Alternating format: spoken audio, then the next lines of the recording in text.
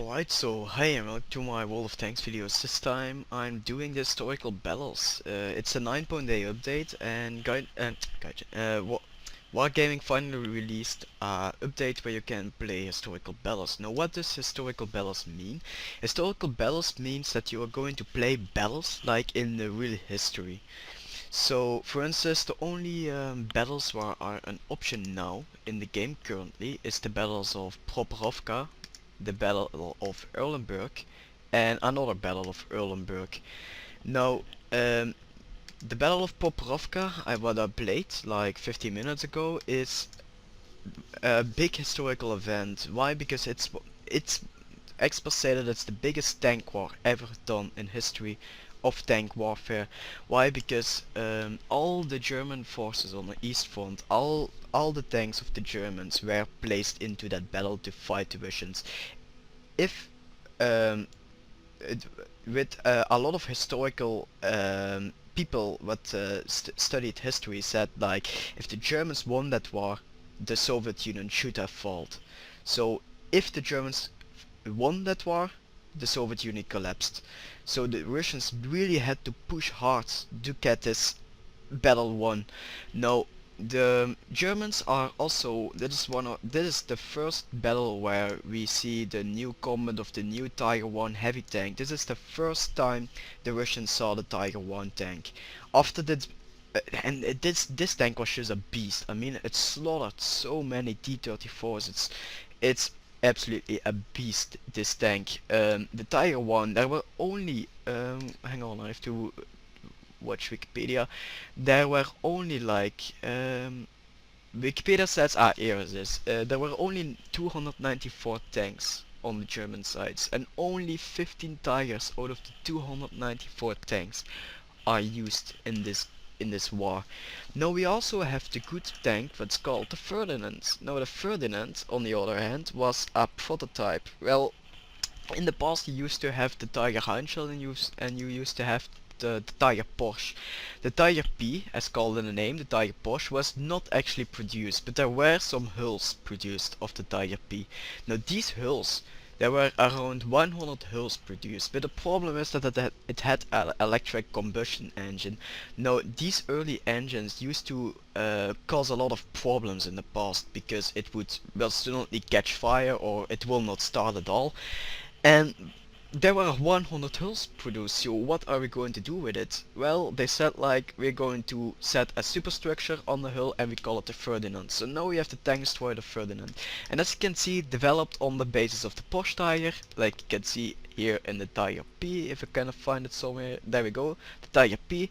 What used to be a war, like, what's better, the Henschel of the Porsche, and it got the Henschel. The Porsche is actually better, but the problem was that the electric combustion engine was too ahead of its time, and they chose for the Henschel Tiger of the Tiger H. A total of 90 vehicles produced, so there were around 100 hulls produced, so there were 90 Ferdinands. In April and May 1943, the first saw combat in the Battle of Kursk. Now the Battle of Kursk is the same as the Battle of Prokhorovka. 80 kilometers from Kursk was the Battle of Prokhorovka. Now you may think, like, well, the Germans have an absolute advantage. I mean, what you're going to see from the gameplay later on, the T-34s just couldn't penetrate me, and I was just slaughtering them. It was absolutely a great match though. That was the first match I played, and it was absolutely great. But this tank slaughtered T-34s, but the problem was with the Tiger H that it was too complicated to build. So if the tracks were blown off, they had to, well, delete the whole track and put a new track, because what you can see, you cannot see it here in World of Tanks, but you can see it in War Thunder though, that these tracks, these are 3 rows of wheels with a track fitted around it. If one of these wheels got destroyed, they had to put a whole new track on the tank, because you had to go through 3 layers of wheels to go to the track. So you do not want to have your tracks damaged. This was the main reason why so many Tiger H's got knocked out in the Battle of Kursk. Also, especially under the Allies, they shot between the turret here because you can jam the turret very easily on the Tiger H. Now, if you take a look, for instance, at the M4, the M4 has a whole other kind of tracks. See? It only has a few tracks. If one of these wheels gets shot off, it's still very easy to replace. I mean, you just have to, it's like changing a wheel on your car. You just have to take off the wheel and put another one. Now, if you take out the Tiger H again, this tank is just very difficult to replace the wheels with, like you can see. No, this is not a problem in World of Tanks though, because World of Tanks is not that historical accurate, even though the historical battles. But let's hop into the historical battles and see what we got there. Oops, wrong thing. Now, as you can see, you can choose between a whole different kinds of tanks. Now, you may think like, well, each of these tanks should have a different matchmaking. No, it's not. The tiering system is based on the same points as we have in tank companies. So there are more Russians than Germans though. So like for instance, we were in a battle where we had 3 Ferdinands and 3 Tiger H's or something like that, and we came against like 10 Russian tanks or something like that, because the Russians have more tanks than the Germans.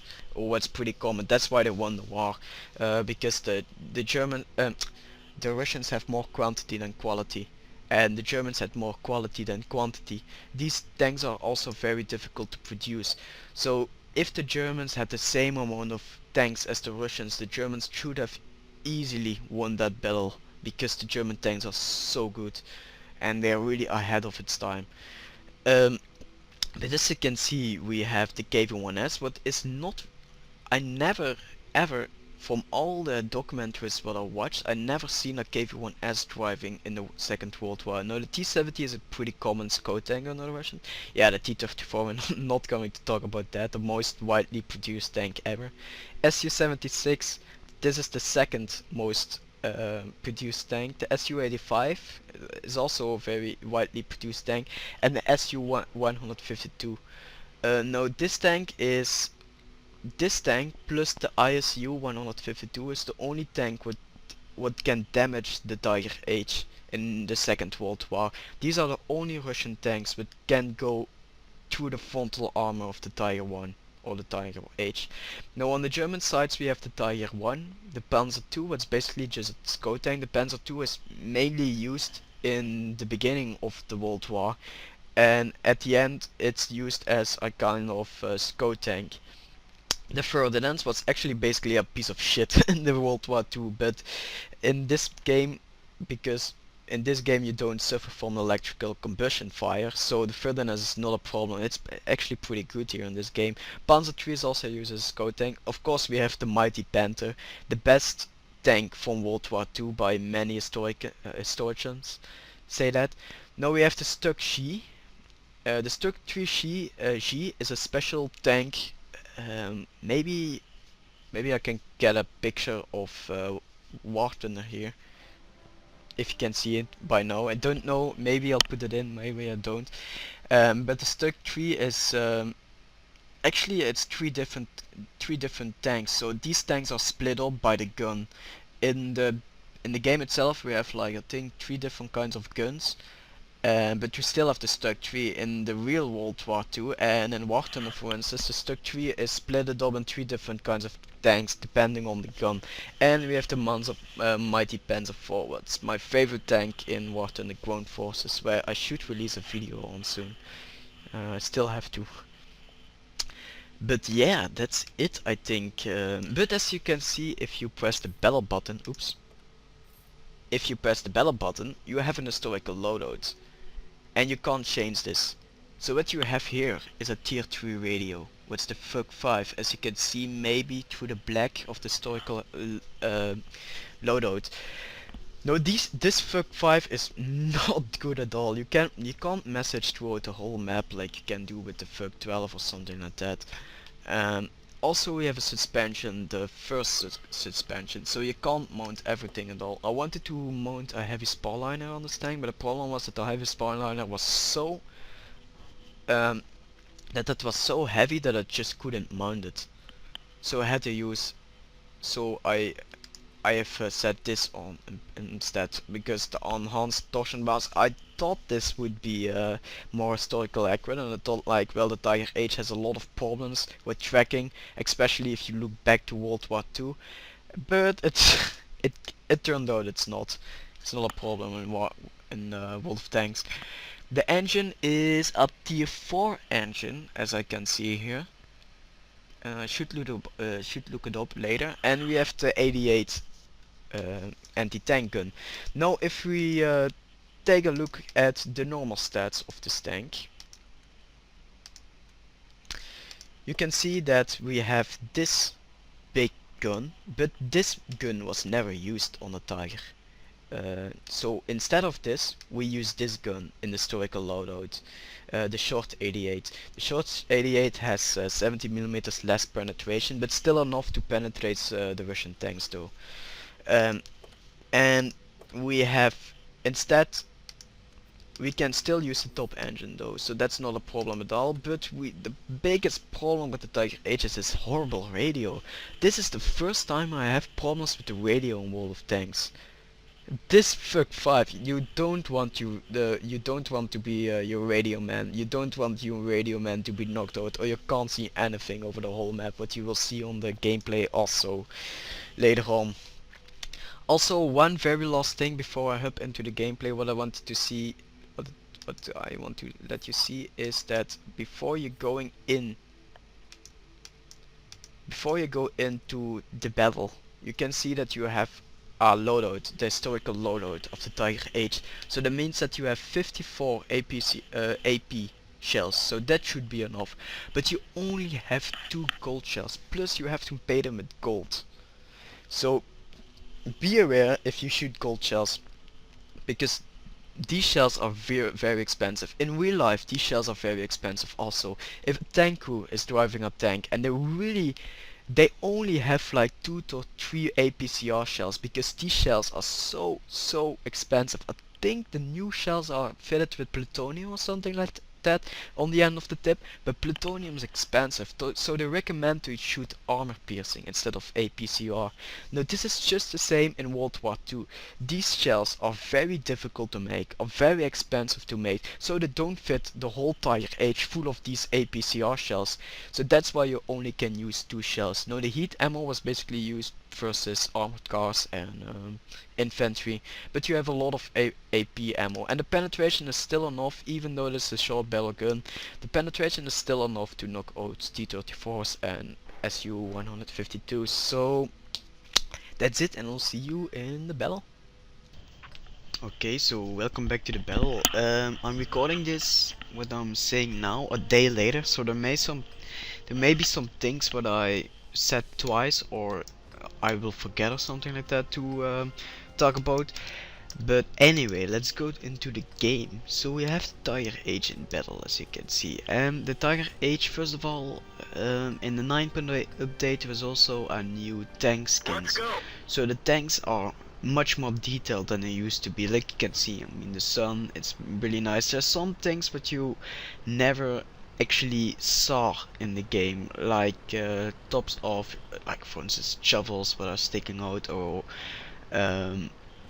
like those wires on top of the tank. Those things you never saw before. They were worked into the art of a graphic plate. Now they are actually apart graphic plates from the tank, so they are much more detailed there. And also the wheels move much better now. If you move over cover like I'm doing here, you can see that the wheels are going into the same way, so it's not like they're just going one way, but they will actually use their different kinds of wheels, if you know what I mean, to go over the cover. Now let's talk about the matchup. So we have a Ferdinand, we have a Tiger, Panther, and a small little Panzer III. That Panzer III will be scouting for us. Now the problem is here that because of my bad radio I do not have much vision, so I only have the vision of the white end of the map, and it has to be around me also. Now those Su-152s are basically the tire killers of World War II. Those tanks together with the ISU 152 were the only two tanks what can kill the Tiger H frontally. So I have to watch out for this though. Luckily this is World of Tanks and you have life bars instead of just one shot, one kill. They should add an option where you don't have any life bars and you can play it more realistically or something like that, to actually have them have the same feel as they would be in real life. Now I'm driving up here, and because this is historical battles, where are the Tiger H made for? I think they are very good in sniping, aren't they? So I just went up the hill and I tried to snipe some people. Unfortunately I got surprised by two enemy T-34s. Now as you can see, this is historical. I am battling two T-34s, they can't even penetrate me from all sides. Well, that guy just penetrated me, probably is using his premium ammunition or something like that. He can't even penetrate me. No, this is the Tiger what I love. I mean, if you see the Tiger in tier 7, everyone thinks like, oh my god, it's the Tiger H, this is the biggest tank of them all. Well, actually World of Tanks made a quite of a joke there. Of the Tiger H, because the Tiger H used to be such a great tank. It was the monster of World War II. You don't want to face a Tiger H in battle, because it had such heavy armor, 100mm frontally armor. This doesn't see a lot in World of Tanks, because everything can penetrate you in tier 7. They are poorly shots with the bones. Now finally with the new historical mode they can finally bones those T-34 shots there and actually live up his name, the Tiger H, the biggest beast of World War II. You don't want to be facing this one. Now we have a Ferdinand there who is sitting there nicely killing everyone in its path. And then we go, finally we have the SU-152. Now, the SU-152 still has a very big gun mantle, so you don't want to be shooting the gun mantle of the SU-152, especially with this cannon, what only has around 132mm of penetration. And as you can see, it's completely owning me. And I'm trying to find a shot here, right between the tracks and his gun mantle. And I'm finding that shot. Luckily he has to reload a long time also. So there we go, I got him. And this is where the historical battles fails again, that you can use modules in battle. There weren't really modules in battle back then in World War II. There were only like basically a basic track repair kit where you can get your tracks up and drive like 50 kilometers and then you have to be stop, or a manual fire extinguisher. But these were the only modules ever used in World War II. So this is not really realistic though. No, the 4 seconds .75 aiming down is really realistic though. This is the normal time an experienced gun loader should load a gun. On the M1 Abrams, the more modern tank, they also take 4 seconds to load. So this is quite realistic though, the reload time. And I'm going to get surprised here. On the left side, there you go. There's an SU, just shot me. Luckily my team just catched some fire and he killed me. I killed him. No, he killed him. Sorry. And then I got sniped by another SU-152. But that was it at the rest of the game. That Ferdinand here will take out the remaining SU-152 and we won the battle. This was my first historical battle and it was still one of the greatest historical battles I played. So there we go. I finished the game. Keep in mind that the stats what you will see on the end of the game is from a non-premium account. So you have to double that by 50% if you want to have it like in premium accounts. So that's it, I think, of the whole game. So historical battles, really nice feature though. Although it's still not that realistic, but it's quite fun though to play sometimes. So that's it I want to say about this game. Anyway, so that's it, and I'm Val, and I'm WoT. Bye.